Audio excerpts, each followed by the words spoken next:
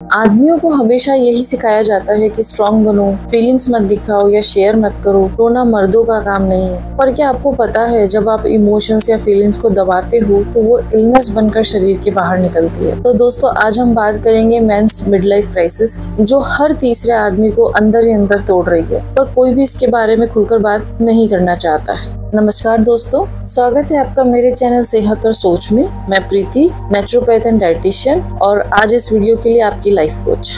Friends, 30 की उम्र के बाद और खास तौर से 40 या 50 तक आते आते शरीर और मन दोनों एक नए दौर से गुजरते हैं। आपके अंदर कुछ चेंजेस आने लगते हैं, जैसे कि सुबह उठने का मन नहीं करता, आपको लो एनर्जी फील होता है, बिना वजह आपको गुस्सा आ जाता है या आप इरिटेशन फील करते हैं। धीरे धीरे आप सोशल डिस्कनेक्ट होने लगते हैं, लोगों से मिलने की इच्छा कम होने लगती है, आपको सेक्सुअल डिससैटिस्फैक्शन होने लगता है या इच्छा कम होने लगती है, परफॉर्मेंस का डर लगता है, आपको डिस्कनेक्ट फील होने लगता है, ना आप खुद से कनेक्शन फील कर पाते हैं और ना ही अपने रिलेशन से। आपकी गट हेल्थ भी ठीक नहीं रहती होगी। 30 के एंड से लेके 50 तक a man looks perfectly fine from the outside, लेकिन अंदर से वो बहुत टूट रहा होता है साइलेंटली। और ये क्राइसिस सिर्फ एक साइकोलॉजिकल ड्रामा नहीं है, आपके मन और बॉडी के लेवल पर बहुत से चेंजेस होने स्टार्ट हो जाते हैं। ऐसा नहीं है कि ये ओनली मेल्स के साथ होता है, फीमेल्स के साथ भी ऐसा होता है जब मेनोपॉज की सिचुएशन आती है। फर्क सिर्फ इतना है कि वुमेन के टॉपिक पर तो बात हो जाती है, बट मैन के टॉपिक को कभी टच नहीं किया जाता है। उन्हें कब ऐसी प्रॉब्लम आएगी और उन्हें क्या करना है, इस पर कोई डिस्कशन नहीं होता है। तो आइए आज हम समझते हैं कि एक्चुअली में ये होता क्यों है। फ्रेंड्स, बेसिकली आपकी बॉडी और माइंड के लेवल पर जो चेंजेस हो रहे हैं, बस हमें उन्हें समझना है और उन पर वर्क करना है। मैं आपको कोई इमोशनल स्पीच नहीं दूंगी, बिकॉज स्पीच का असर ज्यादा दिन नहीं रहता। मैं बस आपको वो तरीका बताऊंगी जिससे आप खुद से कनेक्शन फील कर सकें, और वो तभी होगा जब आपका मन और दिमाग दोनों वेल बैलेंस्ड होंगे। तो आइए सबसे पहले हम देखते हैं कि आपके बॉडी के लेवल पर क्या चेंजेस होते हैं। आपकी बॉडी के लेवल पर जो चेंजेस आएंगे वो है आपका टेस्टोस्टेरोन लेवल जो है वो डिक्लाइनिंग होना शुरू हो जाएगा। फ्रेंड्स, ये हार्मोन जो होता है ये सेक्स ड्राइव ही नहीं होता है, ये आपके कॉन्फिडेंस के लिए, एनर्जी के लिए और इमोशनल रेजिलियंस का भी बेस होता है। देन जो दूसरा होता है हमारे अंदर चेंजेस, वो क्या होता है, न्यूट्रिएंट्स की कमी आने लग जाती है, जैसे कि जिंक हो गया, मैग्नीशियम हो गया, विटामिन डी है, बी कॉम्प्लेक्स है जिसमें कि B6, B9 और B12 है, और ओमेगा 3 फैटी एसिड्स है। जिंक और मैग्नीशियम मूड स्टेबिलिटी के लिए और नर्वस सिस्टम के लिए जरूरी है। विटामिन डी और बी कॉम्प्लेक्स न सिर्फ आपके ब्रेन फंक्शन को एनर्जी देते हैं, बल्कि डाइजेशन और गट हेल्थ को भी सपोर्ट करते हैं। और ओमेगा 3 फैटी एसिड्स इन्फ्लेमेशन को रिड्यूस करते हैं, इमोशनल रेजिलियंस के साथ साथ गट माइक्रोबायोम को भी बैलेंस करते हैं। And lastly, adrenal burnout, long time से वर्क का प्रेशर, इमोशनल सप्रेशन और रेस्ट ना लेना, ये सब मिलकर नर्वस सिस्टम को ओवरड्राइव में डाल देते हैं। तो आपको करना क्या है, बस आपको अपनी डेली डाइट में थोड़ा सा चेंज करना है और फिर देखिए कैसे आपकी बॉडी रिस्पॉन्ड करने लगती है। आपको आपके दिन की शुरुआत इस मिनरल बूस्ट मिक्स से करनी है। इसमें आपको 3 भीगे हुए अंजीर, 5 भीगे हुए बादाम, 2 अखरोट, 2 किशमिश, 1 बड़ा चम्मच पंपकिन सीड और 1 बड़ा चम्मच फ्लैक्स सीड्स आपको लेने हैं। विटामिन D3 और B सप्लीमेंट्स आपको ज़रूर लेने हैं। ये आपकी नॉर्मल डाइट से आपको नहीं मिलेंगे, इसलिए आपको इनके सप्लीमेंट्स पर जाना पड़ेगा। फ्रेंड्स, उसके बाद लंच और डिनर में आपको हेल्दी ही खाना है। इवनिंग में आपको एक कैमोमाइल, रोज या लेवेंडर टी, इनमें से कोई भी एक हर्बल टी आपको लेनी है। मैं ये हर्बल टी आपको इसलिए बता रही हूँ क्योंकि ये आपके मेलाटोनिन को सपोर्ट करती है, जो कि स्ट्रेस हार्मोन को काम करती है और स्लीप क्वालिटी को इम्प्रूव करती है। रात को सोने से पहले लगभग 8:30 से 9 के बीच में आपको अश्वगंधा रूट पाउडर आधा चम्मच लेना है।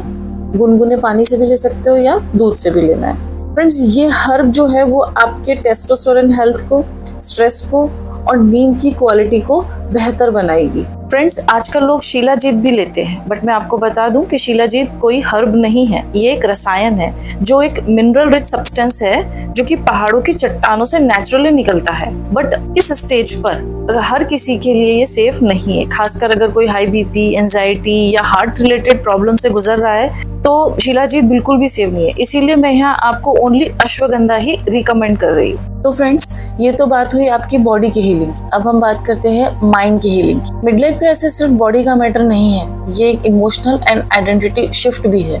कई बार आपको खुद पे डाउट होने लगता है कि मैं पहले जैसा क्यों फील नहीं करता, क्या मेरी लाइफ का कोई पर्पस नहीं है, क्या मैं बस एक मशीन हूँ, सिर्फ कमाऊं, जीऊं और सो जाऊं।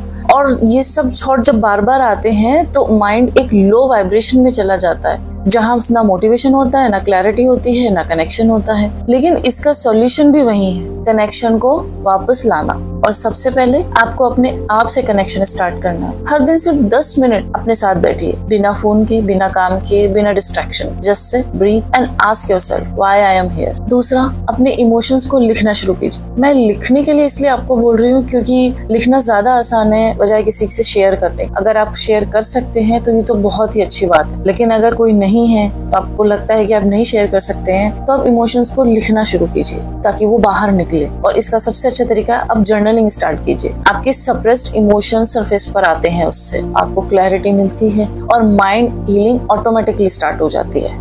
तीसरा, स्पिरिचुअल पॉज या योगा। फ्रेंड्स, आप चाहे 5 मिनट मंत्र चैंटिंग करें या योगा करें, ये दोनों ही आपके ओवरथिंकिंग माइंड को काम डाउन करते हैं और इनर स्ट्रेंथ को एक्टिवेट। आपके लिए मैंने एक बहुत ही सिंपल सा योगा रूटीन डिजाइन किया है। ये बहुत हेल्प करेगा आपके माइंड रिलैक्स करने में। इसमें आपको करना क्या है, सबसे पहले आपको सूर्य नमस्कार करना है, 6 राउंड आपको उसके करने हैं। बट अगर आप हाई बीपी के पेशेंट हैं तो आप इसको स्किप कर दीजिए। उसके बाद आपको करना है पश्चिमोत्तासना, ये आपको 3 मिनट के लिए करना है। उसके बाद आपको विपरीत करनी आसना करना है 2 मिनट के लिए, लेकिन अगर आपका बीपी स्टेबल नहीं है तो आपको ये वाला आसन नहीं करना है। उसके बाद आपको करना है बाल आसना, चाइल्ड पोज, 3 मिनट के लिए। योगा के बाद आपको ब्रीदिंग एक्सरसाइज करनी है। सबसे पहले आपको अनुलोम विलोम करना है, जो आपको 5 मिनट के लिए करना है, और एक आपको करनी है भ्रामरी 5 मिनट के लिए। फ्रेंड्स, ये जो योगा और ब्रीदिंग एक्सरसाइज का कॉम्बिनेशन है, ये न सिर्फ आपके इनर स्ट्रेंथ को बढ़ाएगा बल्कि आपके माइंड को भी ये रिलैक्स करेगा। तो क्योंकि जब आप अपने माइंड को साइलेंस कर दोगे तो आपको वो आंसर्स मिलना शुरू हो जाएंगे जो आप ढूंढ रहे हैं। याद रखिए, लाइफ एक जर्नी है और ये आपके हाथ में है कि